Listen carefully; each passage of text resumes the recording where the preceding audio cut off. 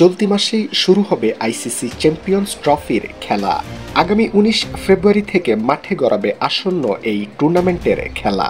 এর আগে নিজেদের প্রস্তুত করছে অংশগ্রহণকারী দলগুলো। বাংলাদেশও এর ব্যতিক্রম নয়।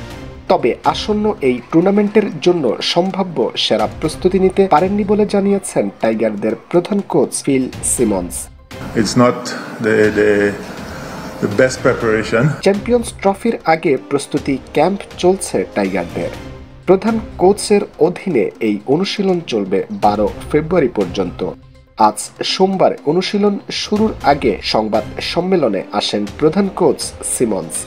The one thing I would tell you about him is that he's been working very hard. সেখানে তিনি বলেন, আমি একমত যে সেরা প্রস্তুতি হচ্ছে না চ্যাম্পিয়ন্স ট্রফির আগে। I would say mental attitude from everyone in the team. তবে আমরা সাদা বলের ক্রিকেটের সাথে ছিলাম। প্রস্তুতি নেব এখন। ৬ দিনের প্রস্তুতি ক্যাম্প আছে।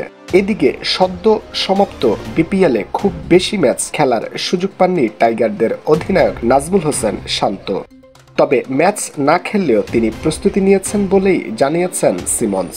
তিনি বলেন, সে খেলুক বা না খেলুক প্রতিদিনই কঠোর পরিশ্রম করেছে। সবার কাছ থেকে স্ট্রং মেন্টাল অ্যাটিটিউড প্রয়োজন। ৫০ ওভারের ম্যাচ তো হয়নি, সে অনেক ম্যাচ খেলতে পারেনি, এটা ঠিক। তবে সে প্রস্তুতি নিয়েছে, সামনেও নেবে।